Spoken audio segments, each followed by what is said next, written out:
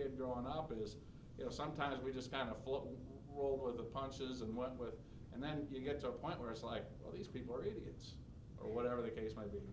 So the quicker you figure out, I don't necessarily need to spend my time, and I got to stay true to what I believe, what my value systems are, what's important, my ideologies are.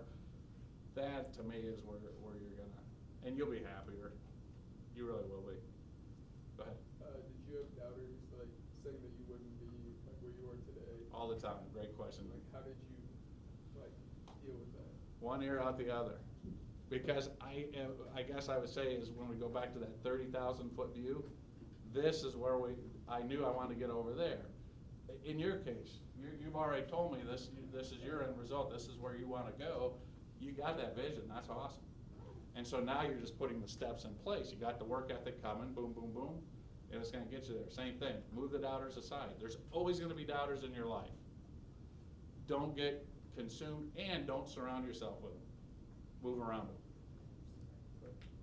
Let's say if you saw someone like slacking off in your work, like coming up late, how would you resolve that? Would you talk to them or anything? Yeah, I would. I'd encourage them. Just say, hey, here's the deal. We're trying to, here's our common goal. Sometimes the common goal is just to get to the close, right? Mm-hmm. Your business to get to the closing hour. And I certainly would definitely pull them aside. And I wouldn't do it public in front of people. It's my own personal belief. But I definitely would say something to them. Hey, I observed, I watched. I'm not sure you're pulling your weight here. Can you kick it in a little bit different gear? And start there. How do you deal with people who are just like super difficult to work with, like super close-minded? I would always say, first off, continue to focus on your communication skills. And some people are the worst communicators, 100%. I think there's a couple fold to that. You're always going to have those in your life.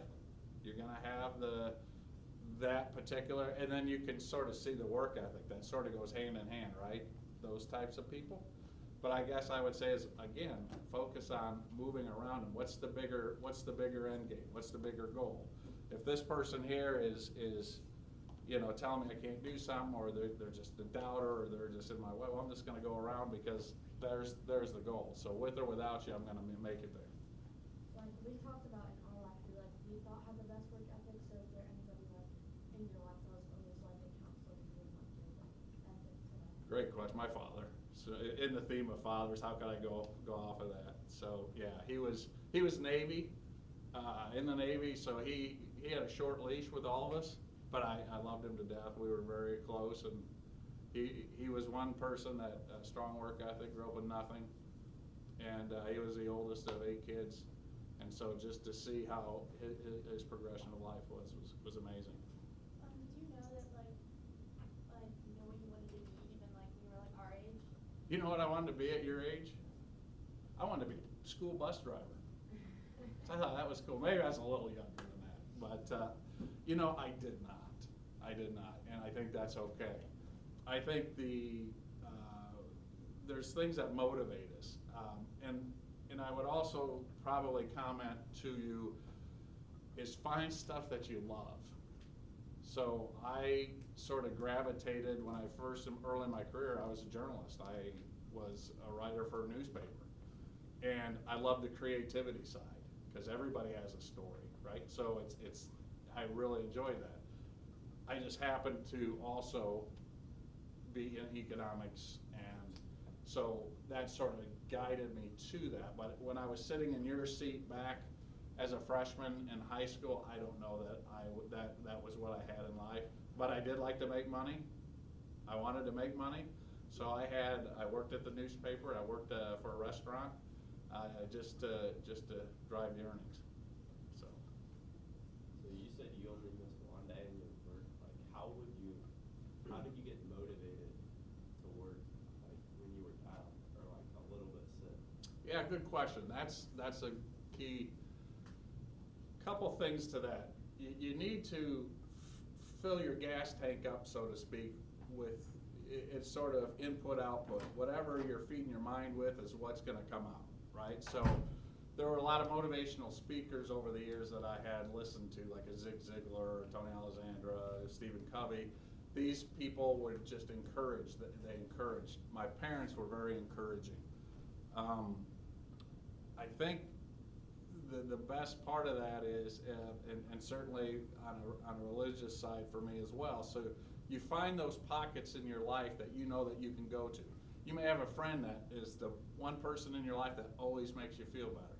Or there may be an album or a CD or a particular artist, singer, that brings you to a better place. Whatever that may be. It may be a book that you're reading, but you gotta find something. But the more that you can positive in, positive out, the better. Go ahead. Are you happy with the career choice that you chose, or would you change it, and why would you? Great question. I would say that I am, because I get the privilege of working with customers and enjoy, really like the people aspect. I like that about the campgrounds as well. Yeah. How has your work ethic changed throughout the course of your life? Yeah. Bigger visions. When I'm sitting where you're at, it's like, okay, well, I just want to get through the end of the day, right? Or I want to get to lunch, or I want to get to. So as you grow and mature, and as life continues to move, then it sort of changes, and then the motivation becomes, okay, I want to get married someday, and then I want to have kids someday, and then I want to potentially have grandkids someday. So it all sort of falls in line. At what point did you give up on the people holding you back? Some sooner than later. My regret is I didn't get rid of the ones on my life that I should have early enough. And that was just a maturity thing. As I got older, it's like, yeah, they're not going to help me. So I got to keep moving. Do I wish I have a different career? That's a good question.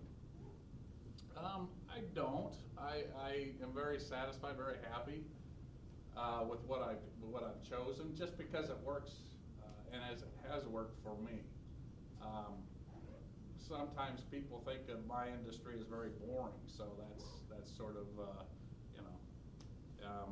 but if I was a better drummer, who knows? That might have been fun, right? So like, there's a lot of talk about like people not being as like inspired as you to do your job. Like, what's the number one thing you would tell those people that kind of lead them to like having a better work ethic? Go find another job. What inspires you the most? If you're working at, a fast food restaurant, it's just not your thing. Get out and go find what is your thing.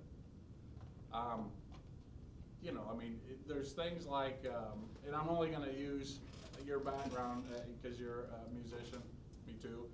So if you're working over here at the XYZ restaurant, but you have so much to offer on the piano side, or you can teach lessons, or you can go work at a music store, you're already good at that, right? So those are things that will inspire you to inspire others.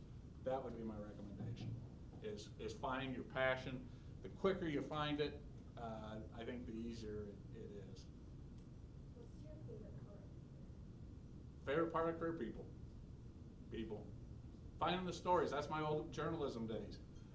Everybody has a story. The downside is nobody listens anymore. I have people in my life that when you start to tell a story, what are they quick to do? They can't wait to tell you about their story. We need all sophomores with the last name A. Last through question. F. Please report to the gym for your pictures. All sophomores. Turning point in my last career? names A through F. Good Please question. report to the gym. One day I was mowing grass, I was like 12, and I didn't want to mow. And I went and I was in the house, my dad came in. He said, why isn't that particular lawn across the street mowed? And I just said I didn't get to it. He had this look in his eye, and I said, from that point on I understood, and it was just a crazy thing. So that was it. So my father was a huge inspiration in my life. And earlier we talked about not wanting to let your parents down. In that case, that was a good example for me. Thank you all. I appreciate all your time. Enjoyed it. So. Okay. Thank you very much for hanging out with us and spending time with us. Glad to.